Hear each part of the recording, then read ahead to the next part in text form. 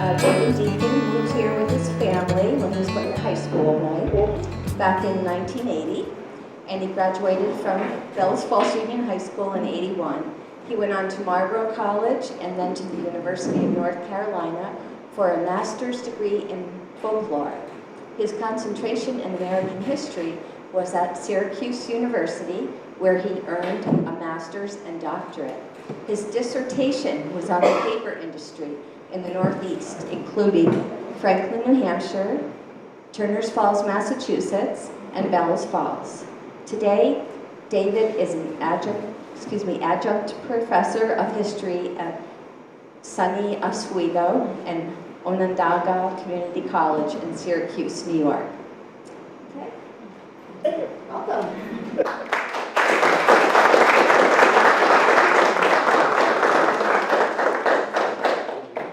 Welcome to part 2. If you were here last year, I talked about the early phase of paper mills from their founding in the 1860s up to the 1890s. And so today I'm starting in the 1890s, and we'll talk about the period when the mills were sort of at their industrial peak and then decline. We'll start kind of with the introduction, as I said, consolidation of the International Paper Company in the 1890s. One of the things that struck me, and one of the reasons I was interested in this, is when I first moved to town, people, Larry and other people, knew that I was interested in history. People told me all sorts of things about the history of Bellows Falls, and one of the things that sort of struck me was the great kind of tumult in the 1920s. The strike that by the time the strike ended, the mill, the biggest of the mills, had closed, and the paper industry in town was on the decline. And so that's what I'm focusing on today. Lumbering is relatively small today, but where it is important to the story of paper, that's what I'm interested in. 1890s. In the 1890s, Bellows Falls was bustling. It was prosperous. People were working. The newspaper editor at this point, a man by the name of Willis Belknap, and I'll mention Belknap quite a bit through this. The Bellows Falls Times in this period was a very good newspaper. Belknap had studied with Adolph Oakes, who later went on to the New York Times, and his journalistic standards were very good. But he wrote in 1897, "In the usual cry of hard times, Bellows Falls during the year 1896 has more than held its own, and in fact it seems to have been a fairly prosperous year. This prosperity is due in no small measure to the continuous running of paper mills on full time and full pay. People who are inclined to do a little cursing when the soot is unusually thick or the breath of the sulfite mill a little heavy would be vastly more irritated if these mills had been obliged to shut down or run shorter hours or cut wages, as other mills have done throughout the country." So that's his assessment. The point of pollution here is important. By this point, the mills were running at their full capacity. They were modern, as I said, integrated mills, which meant that they did everything from raw materials to finished product. The early phase of the mills, wood had come in and it was ground, but late 1880s, 1888, there was a new addition to the mills, the last major addition, and that was what was called the sulfite mill. Sulfite pulp was made by, take wood chips, and you boil it in a solution of bisulfite of lime. I'm not a chemist, so I don't know what that is exactly. But it was made by, first you burn sulfur, mix it with water, and then add chips of limestone. And you boil the whole thing under pressure in a giant tank. There were 3 of these giant tanks in the mill in Bellows Falls. And this was an early place for that development because the owner of the mills, the principal owner, was a man named William Russell. He owned the patents to that process. So, but this was the smelly part of the mill. This was where the soot came from. And you start to see this, especially after 1900. You see this in postcards. Looking at old photographs, one of the things that strikes me is they don't wait for a clear day when the mills are shut down. They take pictures of the smoke.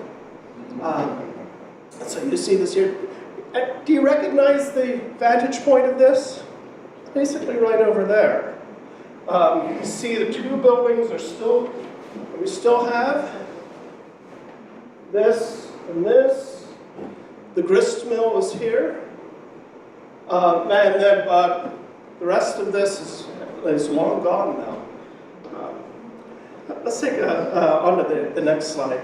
Just again, showing, by this point the mills are starting to look a little well-used and old, with the stains on the walls.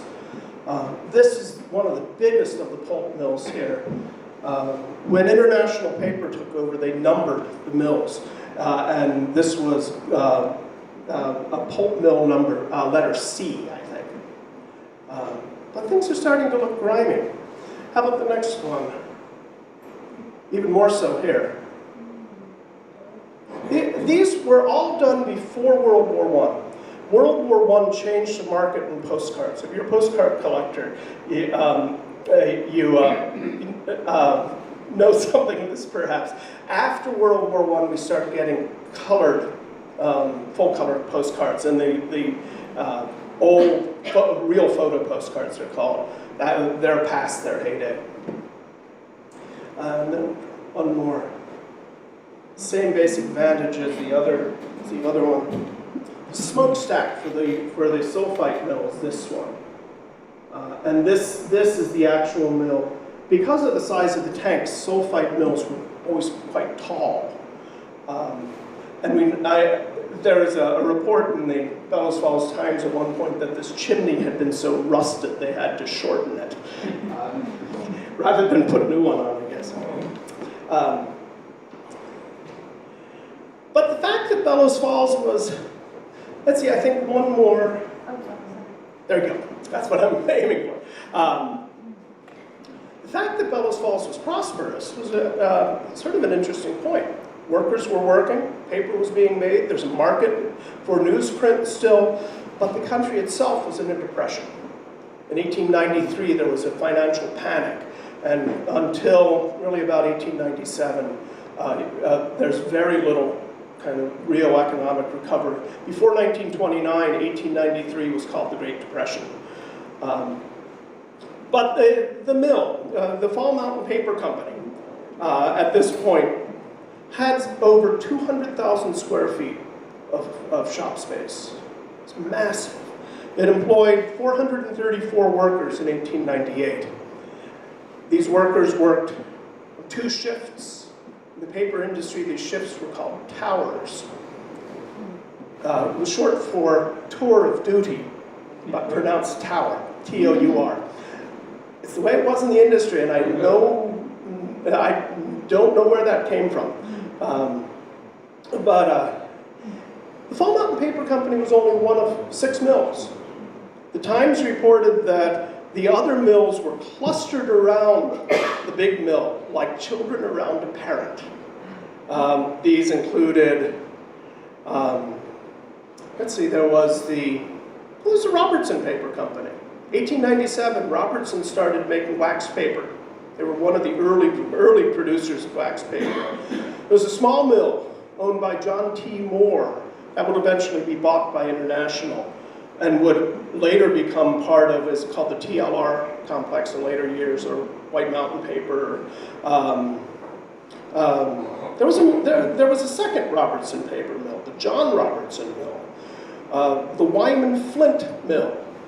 The Wyman Flint's house is right next door. When he died, it became the Masonic Temple. Of course, Moore and Thompson was the biggest. These other mills mostly made grades of manila and tissue paper, but the Fall Mountain Mill was mostly a newsprint mill. And this is one of the things I think that kept it healthy. There was other business in town. We have to remember the other manufacturers. Osgood and Barker made machinery for paper mills. And they were taking orders from all over the world. I found one reference of them shipping a machine to Siberia. There was a Vermont Farm Machine Company. On the island, at this point, by the 1880s, it had a giant, beautiful plant built near the train station. They manufactured, if you want to have a chance to see one of their products, they manufactured dairy, cream separators, sap evaporators, butter churns, dairy and syrup equipment. And so there was a lot of business in town, but there was always worry that the downturn would hit Bellows Falls. There was the downturn did hit the machine company. Osgood and Barker complained that its orders were off. The Vermont Farm Machine said they'd had a good enough year one year, but that it wasn't spectacular. So people were worried. And then people were worried also about the health of the newsprint industry. There's a lot of tension in newsprint, especially from newspaper publishers. The most hostile one at this point, the one who wanted to drive down the cost of paper the most, was Joseph Pulitzer, who published the New York World. And he puts a lot of pressure on the industry. And this leads in the 1890s in an economic downturn when business may be bad anyway and you want to control prices. The way you did it in this period is you merged. The bigger the company, the better you were prepared to weather hard times. This is the period of the great corporate consolidations. And in 1895, it comes to the paper industry. In 1896, the Paper Mill Trade Journal wrote sort of tersely, the cold fact is simply this: there is absolutely no money in making newspaper today. And this stimulated manufacturers, first led by William Russell of Bellows Falls. His sort of second in command was a man named Alonzo Burbank, A.N. Burbank. And the other person who, in the early stage, was a man named Hugh Chisholm. And Chisholm owned mills in Rumford and Livermore Falls, Maine. By the time the negotiations were complete in January of 1898, most of the newsprint mills from Niagara Falls to the Androscoggin River in Maine were part of the International Paper Company. As far south, the southernmost mill was in Turner's Falls.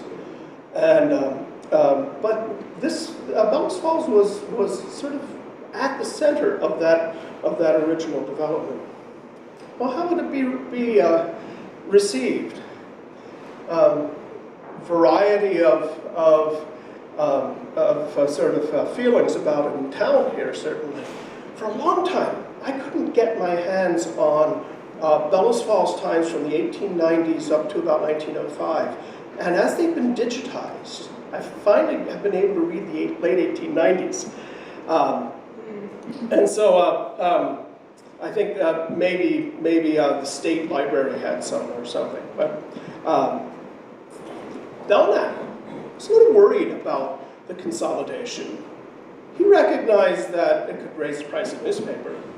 But at the same time, the newspaper's sort of chief mission at this point is to support the interests of the town.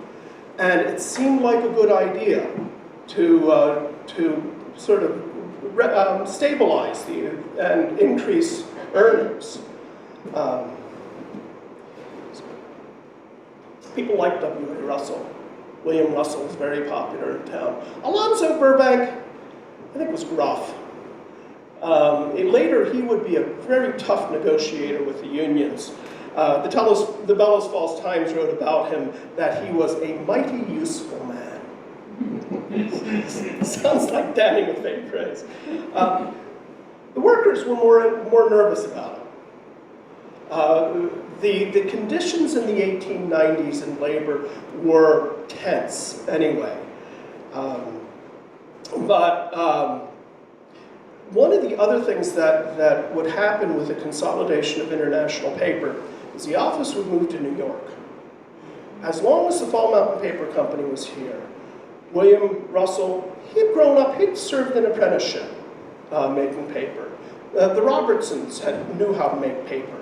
I don't know if Wyman Flint did, but some of the other manufacturers in town, they had practical paper making experience. The exception was Burbank. And he'd gotten his first job in the counting house of a mill in Franklin, New Hampshire. And so he didn't know what it was like to make paper. I think, you know, the importance of being able to connect with your workers here was important. But after the consolidation of International Paper, relations between management and workers broke down. And it's a gradual process. By the 1890s, there was a real movement to try to organize labor unions. And some of the workers say it outright. If capital organizes, labor should organize too. They weren't Marxists generally. Some of them would be, but not as I'll show, not in Bellows Falls. They thought that workers had to be better organized. And so there's a union founded. It's founded in Holyoke, Massachusetts, where there's a lot of fine writing paper being produced. There's a union founded there in 1884. But in 1892, this union came to Bellows Falls and held its national convention. And this is, it's the United Brotherhood of Papermakers. And they hold a convention here. Their president is a man named J.J. O'Connor. And he's in Holyoke. Later he would move to Bellows Falls. And in this great strike of 1907, he leads the mills through that strike. The Times praised the union at first. The Brotherhood is composed of conservative men who are striving to benefit not only themselves but their employers. This can no doubt be done should the Brotherhood continue in the future as it has in the past, by keeping out of its ranks agitators and radicals. You know where Belknap stands. He's a representative of the business community. He's always a little cautious, friendly. I actually have quite a lot of respect for Belknap, but you definitely know his perspective. The United Brotherhood of Papermakers got a charter with the American Federation of Labor in 1893, and then kind of went dormant. It held, for a couple years in Bellows Falls, it held annual balls of papermakers. It would be a great dance. And this was one of the social events of the season. But by 1897, it had kind of died down. Part of the trouble was this was a union of skilled workers, and especially in Bellows Falls, where there's a lot of pulp being made. That's not a skilled job, according to the union classifications. And so it was always difficult to bring people in, and thus the unions were never quite large enough to have as much power as they might have. In 1897, there were only 3 locals of this union left, and there was a hope to build it. So there was a second union founded called, this one is always a mouthful, the Brotherhood of Pulp, Sulfite, and Paper Mill Workers. I'll call them pulp workers or pulp and sulfite workers. It's simpler. But their hope was to now have some representation. Samuel Gompers, the head of the American Federation of Labor, wasn't eager for this. He was afraid that too many unskilled workers would sap the strength of the union. There's one person in town here who's an interesting person through this.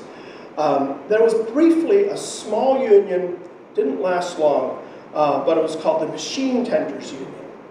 It's very small, only the machine tenders. The first hand on a paper machine.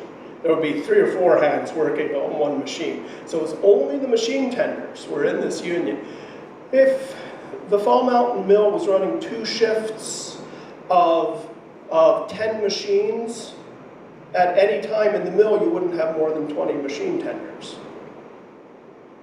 So it never quite had the power it needed.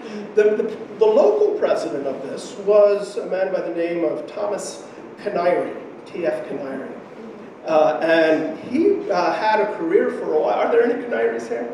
I know it's a name, and I think there were Canaries when I was in high school.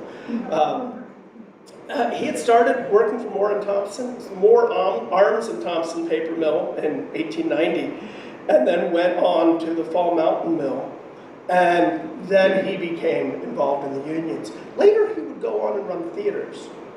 He ran one of the early movie theaters in town. But the Pulp Workers Union, as it was founded, it finally started to come together in 1901. It held a convention in Bellows Falls, its national convention in 1902. And now there was a union, a local Pulp Workers Union. They could organize, they could meet, they could have social events, but they couldn't vote. The paper makers had the balance of power. The president from Port Edward, New York, was a man named John Fitzgerald. And in 1906, Fitzgerald was frustrated with his lack of power and organized a secession from the paper makers union. By this point, the paper makers have evolved into, they've changed their name to the International Brotherhood of Paper Makers. And there is the International Brotherhood of Pulp, Sulfite, and Paper Mill Workers. And so now there's the bitter fight. There was never that secession movement in Bellows Falls. There was always a sense of holding together to fight for something specific. And in Bellows Falls, it's the 8-hour day. Remember, people are working 72-hour weeks in the mills on average. It's a punishing schedule. Skilled workers, the tower workers as they were called, worked 1 week of 13 hours, the next week of 11-hour nights. I don't know how you would ever get a good night's sleep working like that. But, and so their goal was to win 3 towers. That's sort of 3 shifts in the mill. And so this is one reason why the unskilled workers don't want to split from the skilled workers in Bellows Falls. They have gold. Also, in the unskilled unions in this period, there's a real tendency to radicalism. Franklin, New Hampshire was a real hotbed of socialism. People in Bellows Falls, it never caught on. They, for whatever reason, and there are, people would talk about breaking down the class system, doing away with the capitalists, and people in Bellows Falls said, what about pay? What about hours? Just recognize us, bargain with us as a union. This was their goal. But the whole thing here is this creates tensions that won't be resolved in the unions until even really the 1920s. And we'll see it sort of play out on the streets in Bellows Falls. Let's see. 1907. In 1906, there are 4 great strikes in Bellows Falls. 1907, 1908, 1910, and 1921. And there's these 3 right in a row. And the Bellows Falls Times is worried that Bellows Falls has a reputation now of not having a workforce you can deal with.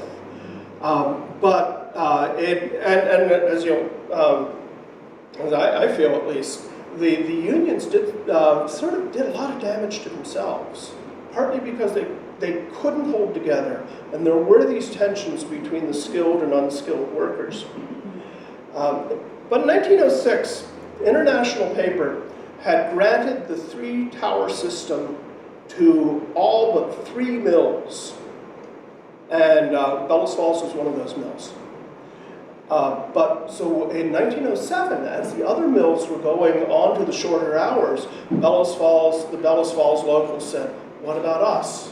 So they organized a strike. And it was a strike by the International Brotherhood of Papermakers. And it started in June and lasted until August of 1907. There were risks with this. It was technically an illegal strike. It was not endorsed by the national organization. So it started in Bellows Falls without any greater support. This meant that the workers couldn't get strike benefits from the national union. This is one of the important reasons you have something like the American Federation of Labor. People in town were torn. Workers, if you're making paper, if you're getting your wages, you're spending your money in the square. And so merchants are going to see a loss of income. And nobody likes, I think there are very few people who would argue that working 72-hour weeks was really a good thing. The question was, can you afford not to? The water runs 24 hours a day, and can you afford to hire 3 entire crews? International Paper said here it couldn't. This is an old mill, did not run efficiently. And so they argued that it was just inefficient to put the Fall Mountain Mill onto the shorter hours. The way organizing went in town here, remember, I'm talking about International Paper Company, but there are 5 other companies. The other companies basically agreed that International Paper would set the standards. So workers for Robertson would benefit from whatever agreement was made with International Paper, or Moore and Thompson. The other mills were fairly small. In 1895, the Fall Mountain Mill was, the property value in the grand list for the town was $500,000. For Moore and Thompson, it was $80,000. And Moore and Thompson's the second largest mill. By far, this was the really large mill. Many people in town didn't like the idea of a company from somewhere else owning the major part of its economy. There was a judge by the name of T.E. O'Brien, and he was the head of the local board of trade. And he complained that the leading industries were controlled and operated by foreign capital. The Times complimented the workers, as they said, on the good order they maintained. One person who was steadfastly against the strike was Father Edward Reynolds of St. Charles Church. Father Reynolds had done a lot to build the church, well, in a sense, literally, actually. But he said that the strike was foolhardy, that it wasn't well planned, and that the workers were taking unnecessary risks. He and the union got into a big, long fight in the newspaper.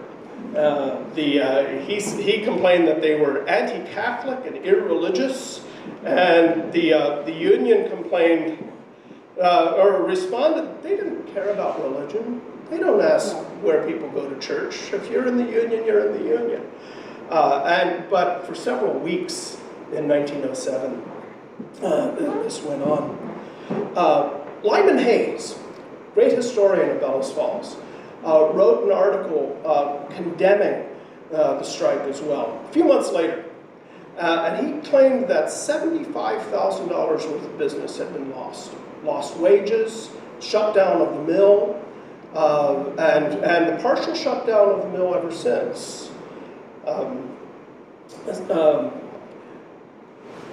He did not reckon that the mill shut down in the summer anyway. The logs have to come over the dam at some point.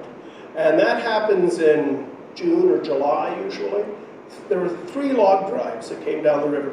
2 of them were one came down the White River, one came down from northern New Hampshire, the Ammonoosuc River. These were both for the Fall Mountain Paper Company. And then another was the Connecticut Valley Lumber Company. And they were the long, what they called saw logs, lumber, for building. And they went to Holyoke. The man who controlled this was a man named George Van Dyke, who was widely hated in town. Apparently one mill owner said he didn't want to shut down the mill one summer, and Van Dyke said, "Oh, blow up the dam." Was his approach to things. There was another story of when there was a log jam and it started to break. He shouted, "Never mind the men, save the peavies." I'll come back to Van Dyke. He meets with an interesting end.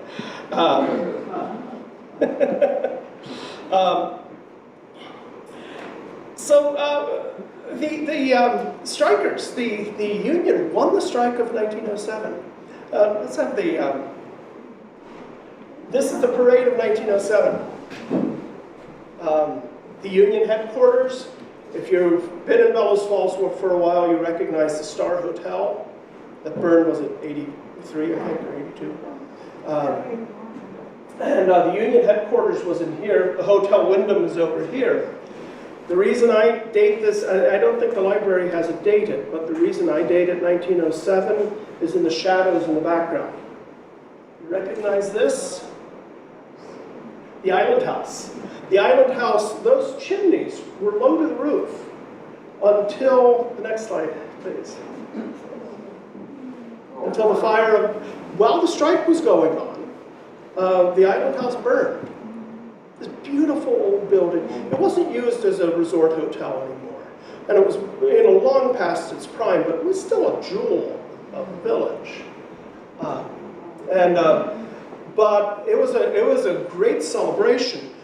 The celebration shouldn't have lasted probably, because if the mill went onto 3 towers, International Paper shut down a third of the mill. And so it started running on 7 machines instead of 10. So okay, you can work shorter hours, but we aren't going to hire more people. They complained that in 1907 there was a financial panic in the country. Minor one, relatively. But this one hit the paper industry, or so International Paper claimed. And getting even into 1908 now, the reports in the Union Journal of how the mills in Bellows Falls were operating, the small John T. Moore mill was running about every other week. Moore and Thompson was running 2.5 days a week. The Wyman Flint mill was running 3 days a week, etc. Only Robertson, wax paper maker, was running full time. But there was a downturn that hit the entire industry. International Paper, I think we can go to the black one. Yeah. The International Paper responded by suggesting that it might need to cut wages. And this is going to cause a strike in 1908. Very quickly on the heels of the last one. They claimed that it would start with salary workers, and then they would cut the dividends of preferred stock, but that it might be necessary to cut workers' wages by between 3 and 10%. They did not say they were going to do it, absolutely, but still the workers took this as a threat and struck. And so right on the heels of 1907, there's another strike. What happens in this strike, though, is there's great tension between the unions. There are the 2 major unions, and then there's a third, the union that fired the coal-fired boilers in the mills. They were the stationary firemen. And then there's the pulp and sulfite workers and the paper makers. The paper makers struck, but the pulp and sulfite workers and stationary firemen very quickly broke the strike. So now tensions are rising among the 3 unions.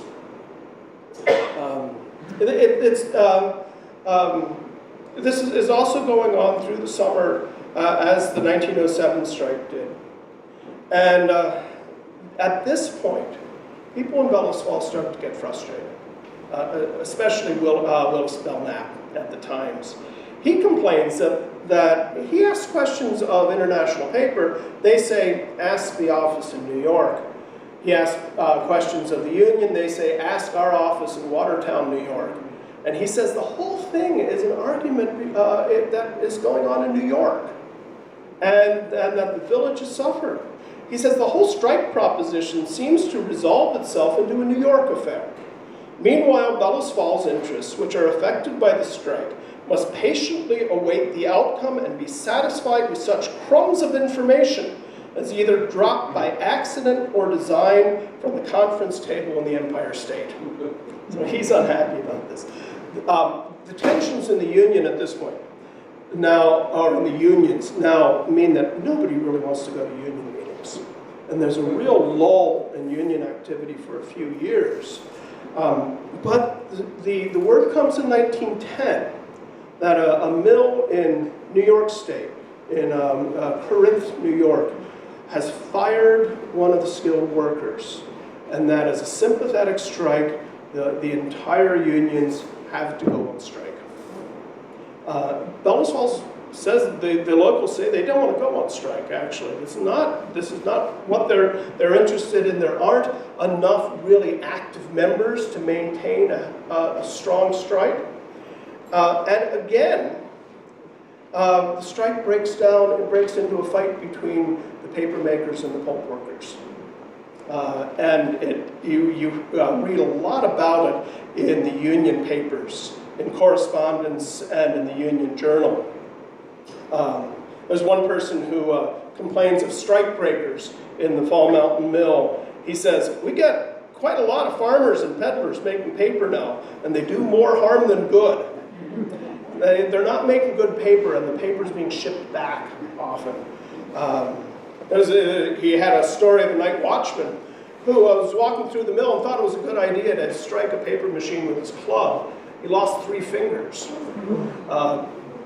And then there's poetry about this published in the Union Journal. Naming names. This is more than 100 years ago, and I don't want to offend, but they called out some of the strikebreakers. There's Joe Almond, and Dave Sensabaugh, and Jerry Collins too, likewise, and our organizer, Edward Berry. They ought to blacken both his eyes. For only for those few, the boys would have their way. But they're going down, sucking around their jobs to Ed Barrett and Dan Cray. So this is bitter. This is bitter stuff. Well, the result is that, again, the unions go into a period of real disorganization. This is the period of great change.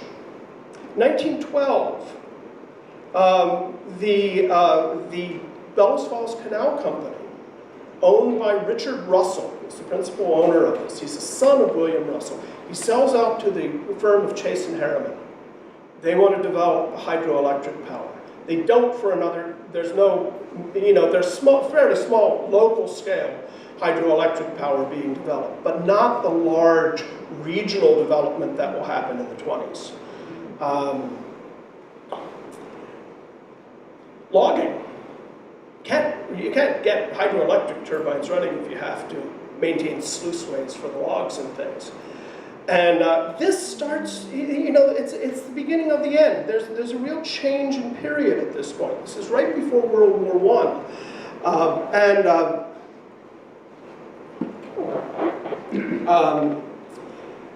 It's the beginning of the end for logging. In 1909, George Van Dyke and his crew have gotten through Bellows Falls. They're down in Turner's Falls. Van Dyke is in a car with his driver on a bluff. It's now that same vantage point still there off of Route 2 in Turner's Falls. And he's looking at the drive, and then his driver puts the car in forward instead of reverse. He goes over the cliff into the river. The workers cheer. One of them said later, God rest his soul in pieces.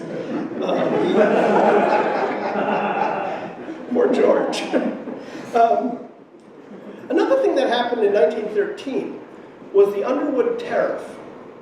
We know it now as the law that makes us pay income tax. That's part of the tariff law. It enacted the constitutional amendment. But it also dropped the duties on Canadian wood and the cheap grades of Canadian paper. And so now it was feasible for International Paper to actually become an international company. It was international in name, but now they could start to develop mills in Canada. The one that would do the most damage to Bellows Falls was in Trois-Rivières, Quebec. And that comes online right about 1925 or 26, right as the Bellows Falls mill is closing. There's a change in power at this point, and there's been an agreement now. 1913, Bellows Falls wasn't involved in the negotiations, so it's too badly disorganized at this point. But the agreement is that there will be a union shop in the mills, that the working agreement will be null if you don't have a certain percentage of the workers in the union. So it's a closed shop. A few years later, 1916, there's a new president to the Pulp Workers Union. He's from Franklin, New Hampshire. His name is John P. Burke.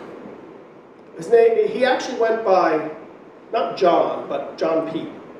Michael Curtin, the local union president, beginning in 1920, used to address letters to him, "Dear John P." But he's a socialist. And people in Bellows Falls are wary of him. He starts out on a bad foot, just writing letters. He insults the minister at the Congregational Church, a man named A.P. Pratt, who's actually sympathetic to labor. Then in World War I, he denounces the war, basically a rich man's war and a poor man's fight. And people in Bellows Falls say, we support the war. It's important to stop the Germans. And there's great support not only for World War I. In this period, the Vermont Farm Machine Company is making shells for the Russian government. And they'll overextend themselves, and when the Russian government defaults on the debts, that's one of the things that drives Vermont Farm out of business. But there's great sympathy for the whole war effort, and Burke is against it. What happens is that by 1920, it becomes kind of critical, because right after the war, one of the things that happens in the war is that there's a real hostility to foreigners, people of German background during the war, but then in 1917 you have the Russian Revolution. And so there's a fear, so people who could call themselves socialists in 1910,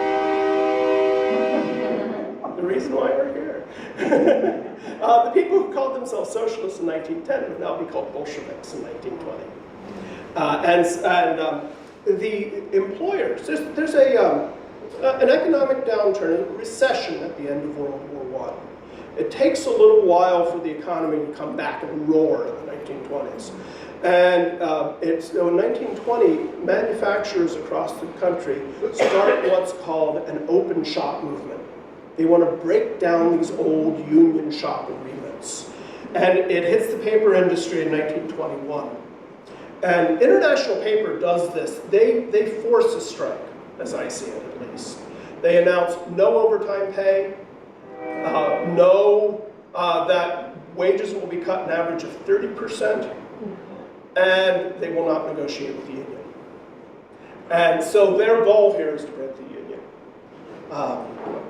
The strike began in 1st of May, 1921. This is the real climax of the movement here.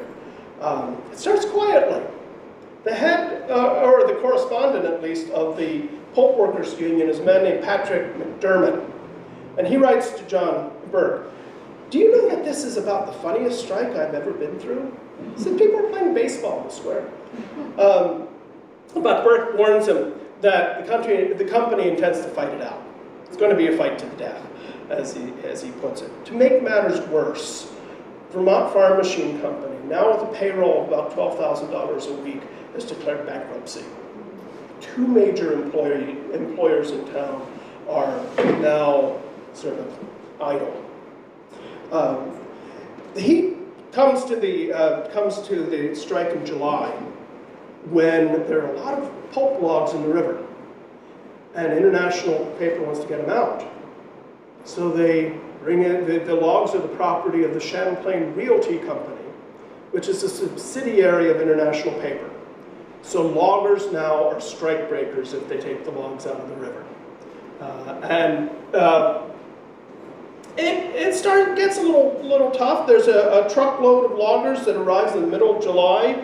Patrick McDermott wrote to Burke, "We had almost 200 men waiting for them, and an equal number of women and small kids. When we see the truckloads of scabs, we surrounded the whole outfit, and let me tell you, we made them surrender unconditionally." It was a few weeks again until they decided to bring support in. They didn't want to bring in more loggers right away because the company appealed to Governor Harkness of Vermont and Governor Brown of New Hampshire asking for special police, and the governors turned them down. They were, I think, afraid that it was going to become a kind of armed warfare. At the beginning of the strike, the merchants were actually in support of the workers. The Times reported that in 98% of the windows in the square, there was a sign that said, "No strikebreakers wanted." But there's this time at first where there's a lot of sympathy for the strike. 30% is a lot. And I think it seemed kind of unfair. In August, loggers come back. They're escorted by the sheriff and armed deputies. In the tussle that follows as they're greeted in Bellows Falls, a shot is fired. I always say, don't use a passive voice, use active voice. Somebody fired a shot, or Joe fired a shot. No, a shot was fired. We don't know. Nobody was injured, and nobody was apprehended. But this was enough to send in the National Guard. Governor Harkness of Vermont sent in the National Guard. Brown in North Walpole didn't send anybody over there.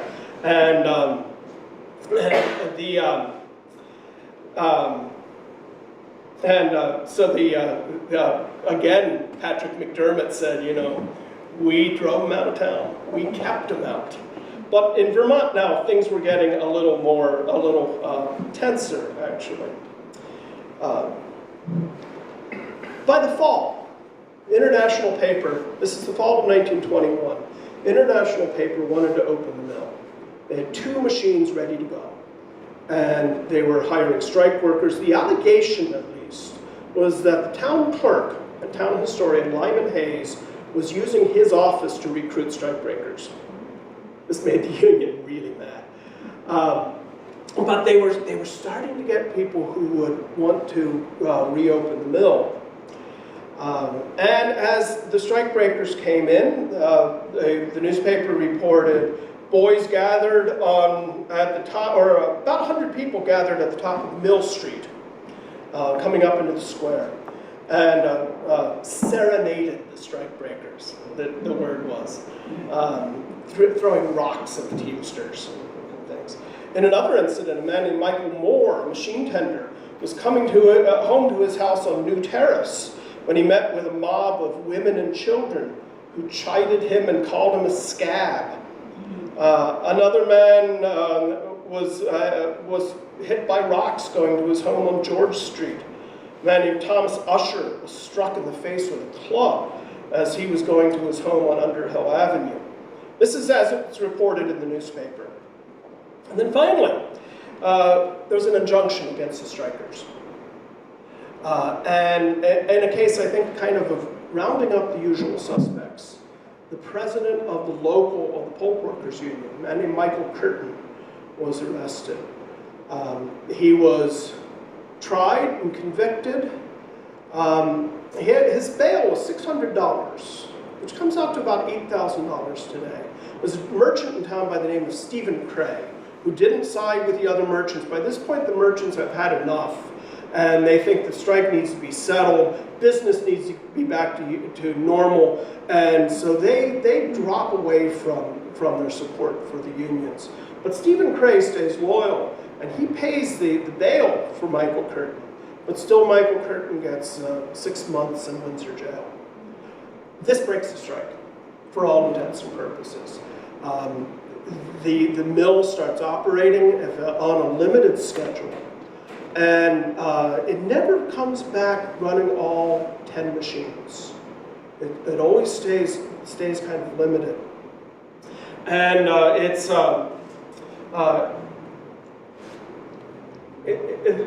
of course, there are problems within the mill as well. Again, paper. There's a claim that the company is sending out rolls of paper in the daylight, parking them somewhere south of town, bringing them back at night because they know the paper's too bad to sell. And so it's inferior paper that's being made. People are being injured. It's a story of a man named Ernest Cota, who had his head, he got his head caught between drying cylinders on paper machines, killed. Another man lost a hand in a wood chipper. And Hugh McLeod, who was one of the people who went back to work. He'd been a union officer. He went back to work. He asked Father Currier of Emmanuel Church to bless the machines in the factory. He thought that this was, you have to try something. The local government at this point is increasingly aligned against the strikers. The president of the paper makers makes a mistake. He issues a gag order saying no paper makers are allowed to talk with anybody about the strike. And now this act of pushing people away at a distance, that alienates the merchants. And now international paper sounds more reasonable than the strikers. By the spring of 1922, W.C. Belknap writes to the president of International Paper. His name is Philip Dodge. And Dodge responds to his letter. He says, I can make no statement one way or another as to what may happen to the Bellows Falls plant. You may rest assured that after the treatment we have received, we will not hesitate a moment to shut the plant permanently unless it is found to be profitable. So this is his threat.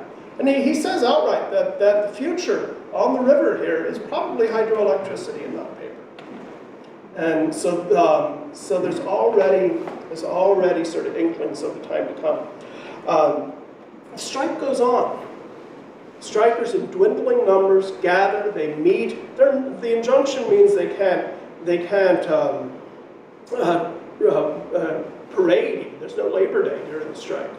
One of the strikers says, walking across the bridge to mail a letter at the post office, he's violating the injunction. So it's a very sort of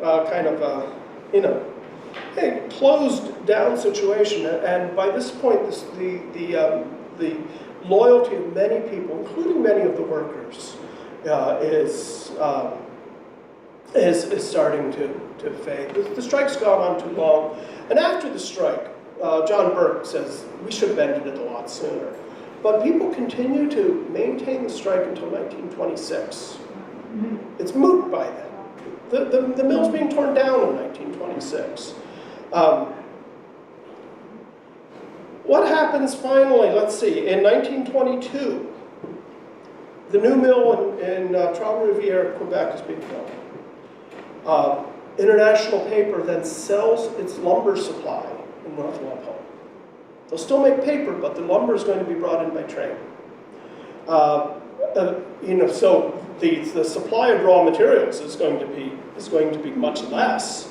The mill limped along at least until 1925, and finally in 1926, International Paper announced that it was selling the mill to the International Hydroelectric Company. Let's get some. I got ahead of the slides, so let's just advance some. Okay. That's just more pictures of Labor Day celebrations. You could spend a minute on the log drive there. Isn't this an amazing view? Yeah.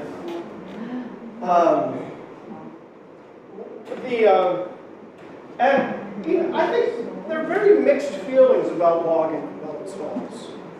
On one hand, it complicates, you know, people can't get their boats out in the river. People want a boat. And then, you know, there's a yacht club in town. There are tensions between the manufacturers and Van Dyke. Everybody seems to hate Van Dyke. But at the same time, it's a real fascination. People wrote accounts of watching this, and children especially love to sort of watch as in this case, and I think this is about 1915, a great log jam. We don't see these anymore except in very low water. The piers, they had wooden tops on them, but this is where the booms were attached because you had to separate and hold back the logs. I've never been out in a boat above the falls, but I don't know if you see them on clear days even. But the next one, too, breaking a log jam, again, right above the falls. You know, it says something about the fascination that people would buy postcards of it. Yeah. The cook shack, kids like the cook shack. Apparently the cooks on the log drives are very generous with donuts. Okay. This is in the library's collection. The dismantling in 1926 of that great wooden pulp mill. This was a ground wood mill. And it went across the river right about where the hydroelectric plant is now. It's and this is something that's frustrated me for years, looking at the old fire insurance maps of town and all the old maps. The river valley doesn't look like this anymore. They said, one report when they blasted for the hydroelectric turbines, that it would make a building 100 feet square and 10 stories high of all the rock that was removed from below the falls. So they completely reshaped the base of the falls after this. And then this one. This is one of the first things that really sort of struck me, that, you know, the sadness of it, of the loss of the industry. And this smokestack was actually a matter of pride when you see it, the reports of it being built in the 1870s. It was very tall. I think at one point they said they weren't going to make it as tall as they wanted because it messed up the draft or something. It was too tall.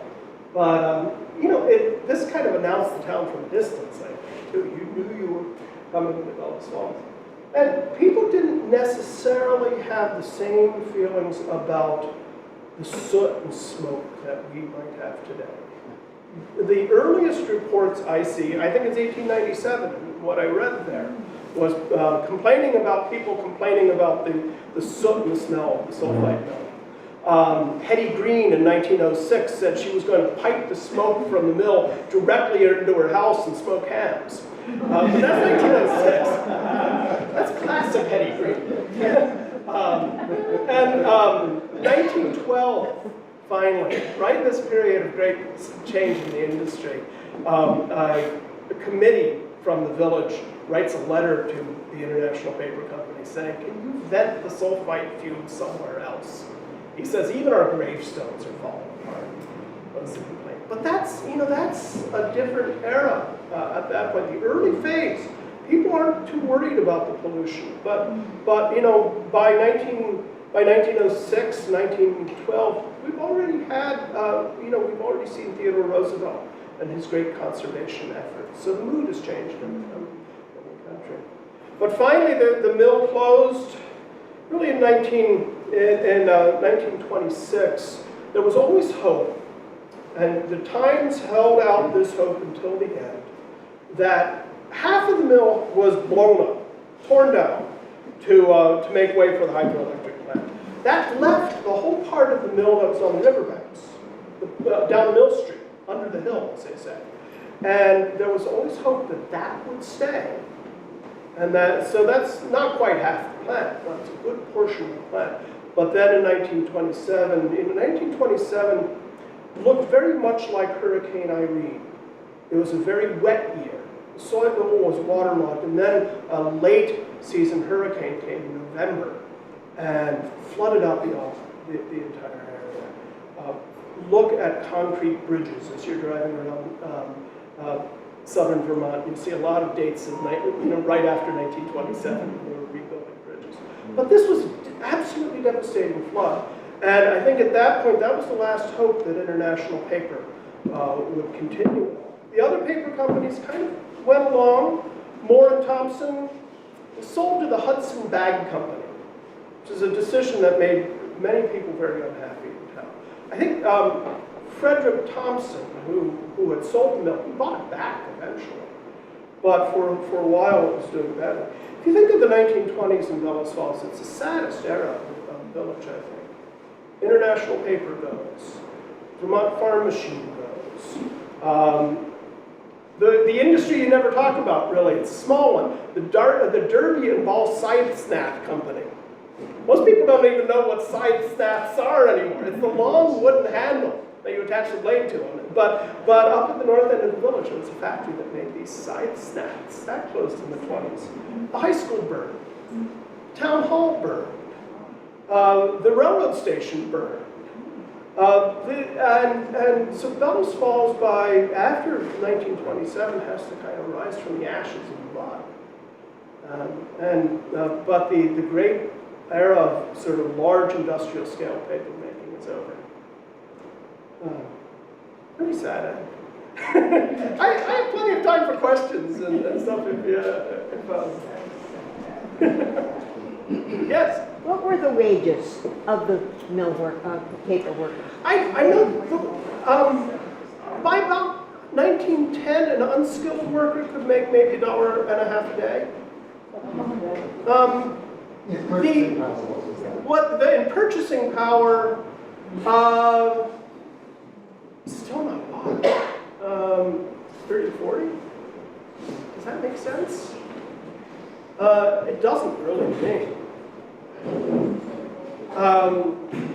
However, one of the ideas, especially with skilled workers, and I know in the late 19th century, some of the really skilled workers were making maybe $3 a day in 1890. They made enough that they could afford houses. If you look at the skilled workers, I think largely lived on the terraces, in those nice little cottages. The tenement district with the great 3-story houses, especially at the north end of the village, that's sort of, I think, a bit rougher. But the idea was especially with skilled workers, that you wanted to pay them enough to stay. And the hope was to maintain a decent lifestyle, at least. I've never actually seen a wage, a table showing what they made. Yeah, kind of on that same line, when they went from 2 shifts to 3 shifts, was the idea the worker was going to get less pay? No, this was what they were hoping for. So therefore you get a 30% increase. I see. Right? Because from 12 hours to 8. You're paid by the day. I see. And so the same pay for lower wages, or for the same lower hours. Yeah. David, that was a great presentation. It was very historic. I'm really amazed how the canal wound its way underneath all these buildings, and still to this day down by the Adams Grist Mill. Mm-hmm. The old remains of the way that canal worked, and all of your studies of paper mills across the country, would you say that this particular area of paper mills were more sophisticated and like a real big part of our country's history here? The figure for the Fall Mountain Mill in 1885 was that Bellows Falls was second in importance only to Holyoke in paper manufacture. And paper manufacture became something like number 6 in industrial importance in the country at one point. So, the Bellows Falls Times puts it at one point, we're at the center of civilization. Because everybody has to, civilization is driven by people reading. But yet, that whole bit of engineering with the covered canal down by the grist mill and everything, when they first did that in about 1870, I think, they covered over that part of the canal. But the whole hydraulic system of the canal is, and with of course, the branch that went down to Moore and Thompson. And that had been partially dug in the 1830s. There was a woolen mill that was under construction in the 1830s, and the investor lost his money and walked away. But they had started to open up that part of the canal. I think the Bellows Falls Canal is shorter than many. It's only about half a mile around the falls, I think, right? If you look at really elaborate system in Holyoke, where you have multiple parallel canals, that's really very impressive. What struck me always about the building in Bellows Falls, though, is that looking at photographs of the mill complex, it's still very difficult to figure out what was where. Because it looked like, oh, we need a new building, let's build a new building. There's no comprehensive plan.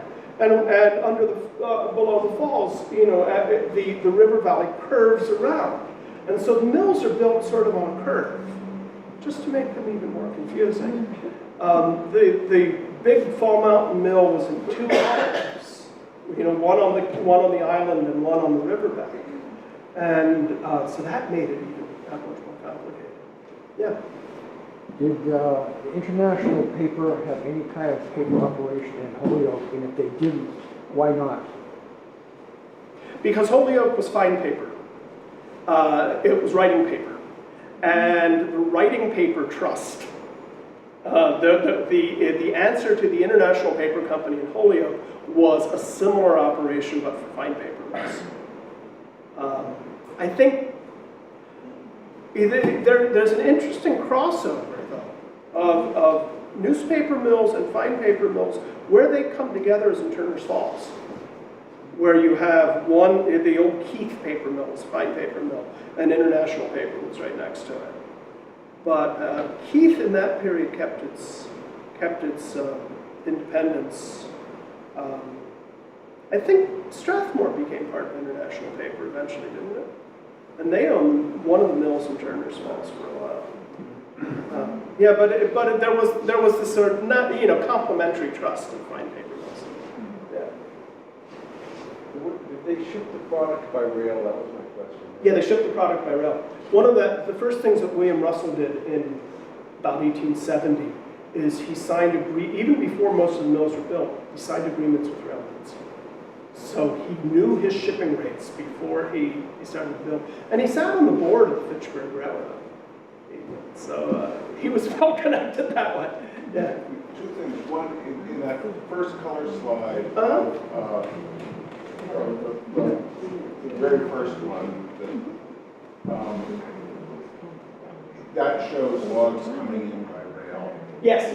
And so there were log drives, but there was also logs coming in by rail. I hadn't really thought about that, but the great lumber yards were in North Walpole. And there's sawmill. There's a brown building, there's a brick building almost on the river. That was the old sawmill.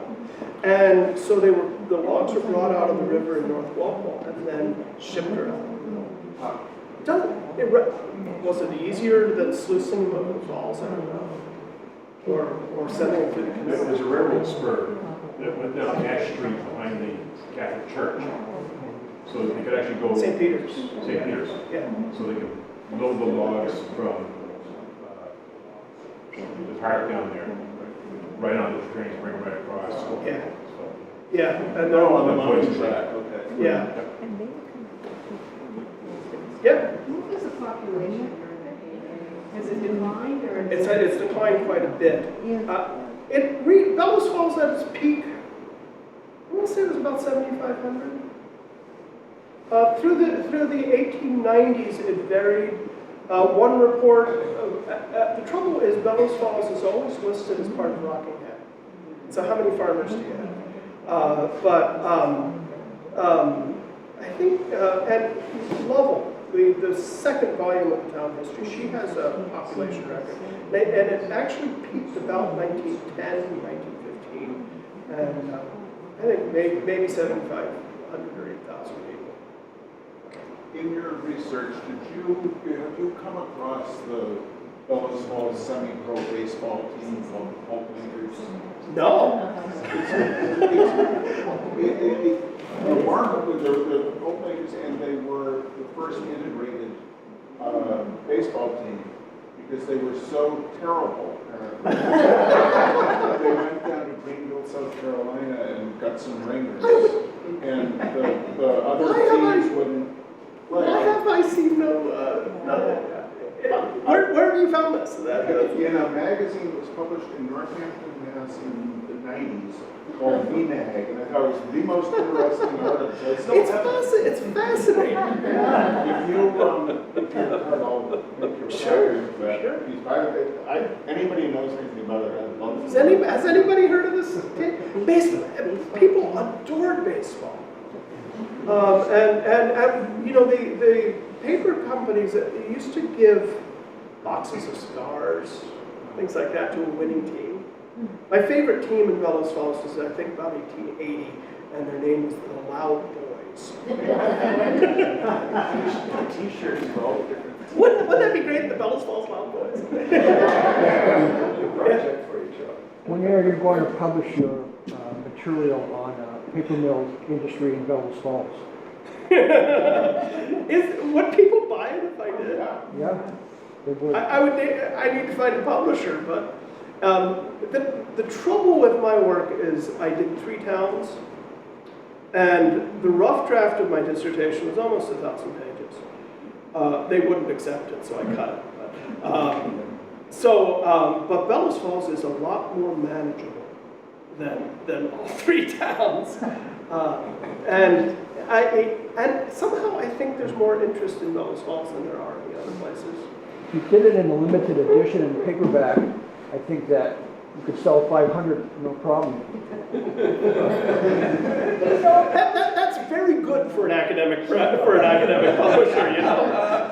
I mean, you don't have to publish, 50,000. That's not going to work. If you have a small publication, I think that might work. I wonder if the Vermont Historical Society or New England.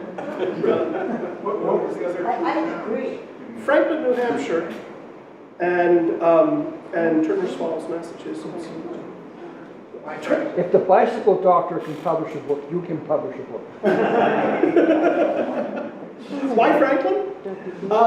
There are a lot of connections between Bellows Falls and Franklin. William Russell apprenticed in Franklin. Frederick Thompson, Horace Thompson's son, Warren Thompson, he married Alva Sulloway's daughter of Franklin. John Burke was from Franklin. But there are all of these connections going back.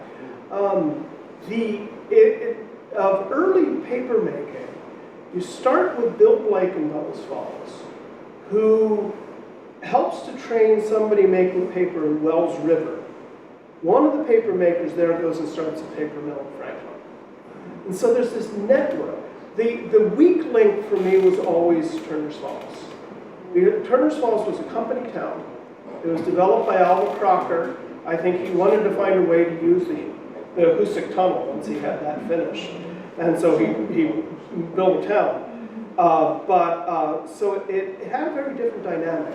Bellows Falls was messier because there was no sort of, that Turner's was laid out by a civil engineer.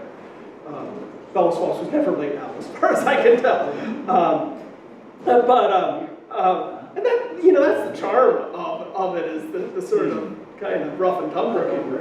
Yeah, exactly. And there are places where you see they're trying to make crooked places straight in Turner's, I think. But I was relieved in the union documents in Turner's Falls when very early in the strike of 21, all the workers got up and went back to work. John Burke wrote, Turner's Falls was never any good anyway. Just wrote them off. But it meant that I had less work to do for that part. Yeah. I assume that the workforce in the mills, except for perhaps some office workers, was 100% male. Is that true? No, actually. Let's go forward to the strike of, to the Labor Day of 1908. Oh,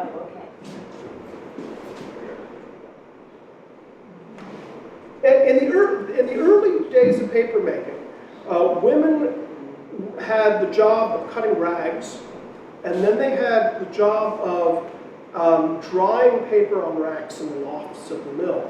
In later days, they worked in the finishing department of flat paper, not the rolls of paper, but in sort of stationary type of paper.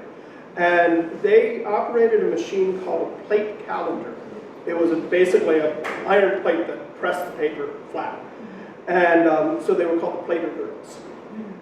In the Labor Day of 1908, they're gathering here. The numbers aren't as good as they had been in 1907, but this float is the plater girls. And apparently they were very loyal to the union. Substantial percentage of the workforce? Not substantial. No. They worked in one department. Actually, the question I was going to ask was, what about the families of the workers?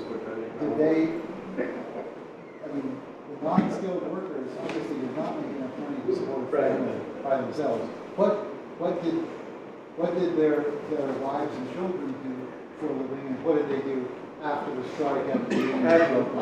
That's not something I've found much evidence for. You know, we're lucky in other places. Massachusetts had a census, did a state census, so you can follow that. But yeah, what did they do? I think of the skilled workers, they probably paid well enough to take care of the home. But they were a minority. They were a minority, yeah. What else would you do? What jobs would be available for not well-educated, not well-to-do women in this period? You see lucky ones like milliners. Seamstress? There was, and cleaning houses. A lot of them went to Lowell to work in the mills at Lowell.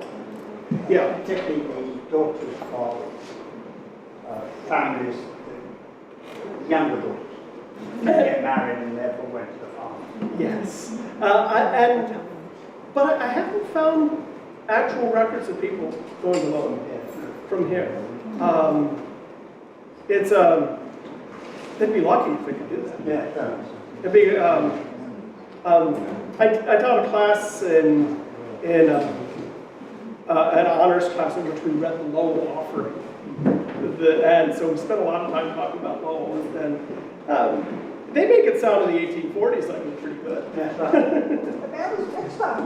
That was textile. But we never, there would be some office staff too, I think. But I think you had to come from, you had to have made it through high school. Could you do it now? To get a job in the office, I think. Yeah. Two things. With his question, I'm assuming any job in the mill was a pretty good paying job compared to what else you might get, skilled or unskilled. Right. I think it probably was. So my primary question, though, is concerning the unions. You were pretty polite. I don't know the case, but I know in automotive, the workers were, and in the sewing industry and the sweatshops and stuff. Right. How were the people treated here in the mills? Did they need the unions because they were really working them to death and not paying them? No.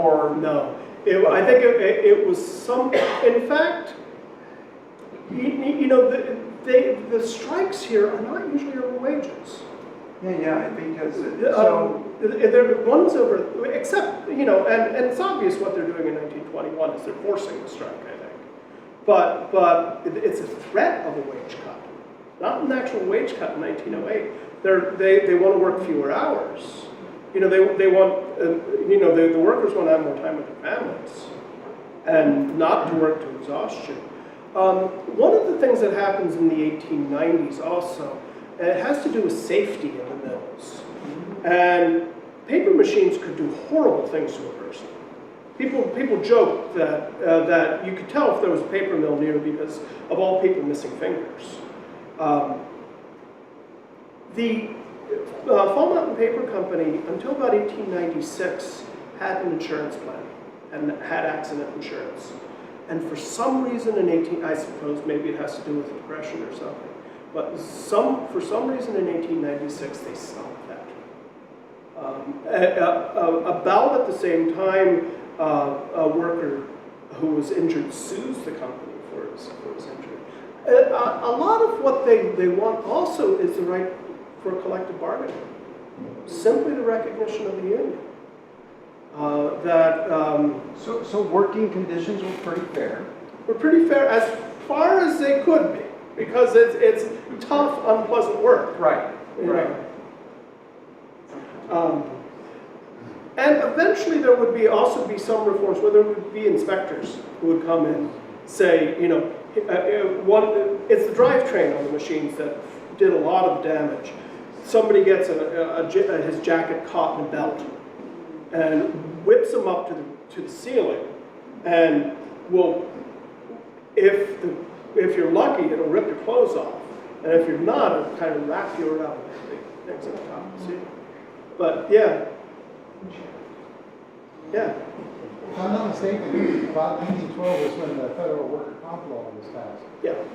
What impact did the federal requirement that states institute a worker compensation system have on working conditions and the situation in the mills here? The evidence for that's kind of indirect, because with the working agreement that says that the mills have to be unionized, now the union presidents work with a representative of the company, and there's always these reports of them negotiating settlements for things or figuring things out.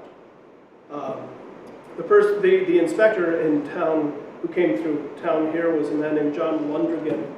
In the union papers, he's called Boozy Lundrigan. So they didn't have much respect for him. But that's how they would have maintained those sort of conditions there. I haven't seen records of a lot of responses to injuries and stuff of that period. Before 1900, Patrick O'Brien was injured and he'll be laid up for a few weeks. Unlucky for him. And that's right in the period of the decline of the mills is when you're seeing these reforms. I think right around then too was the Mexican War, because Company E, National Guard Right. here, sent people down there as well. And- 1912, 1914. And that was the dry run for World War I, as I see it, right? And again, it's part of that spirit of not trusting the more radical people, because they're always going to be against something like that. But there's a tremendous response when there are a call for troops to go to Mexico in 1915. There's a tremendous response for that. And they're promised that they'll get their jobs back when they come home. Same with World War I.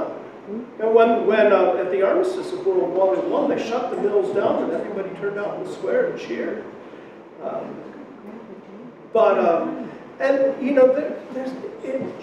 There's always a somewhat more conservative approach to things than there must say. One of the reasons I like studying Franklin so much is you do have this real radical element there. As a question I couldn't answer, why there but not here? I don't know. The ethnic mix is more or less the same. more poles in Bellows Falls. One of the problems they had organizing unskilled workers in Bellows Falls is that the union president didn't want to translate documents in Polish. And right there, you're counting out a large portion of your workers.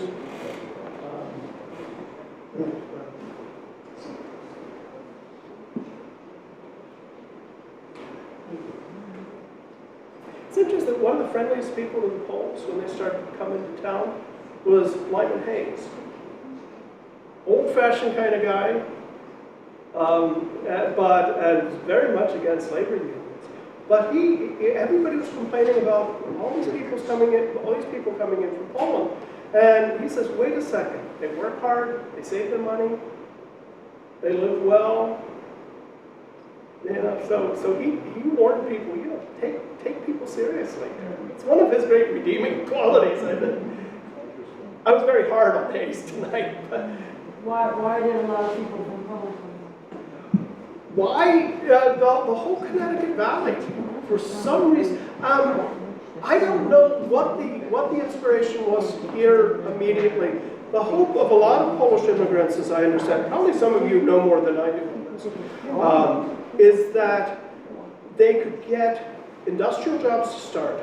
And the goal was always that to go back into agriculture or to make enough money to go back to Poland. And the hope was always that you could go back to a united Poland. So when people came, it was German Poland, Russian Poland, Austrian Poland. And the hope was that there would be a united Poland that they could return to. Well, World War I, and I think that's one reason why people in Bellows Falls, a good portion of the population was in favor of the war.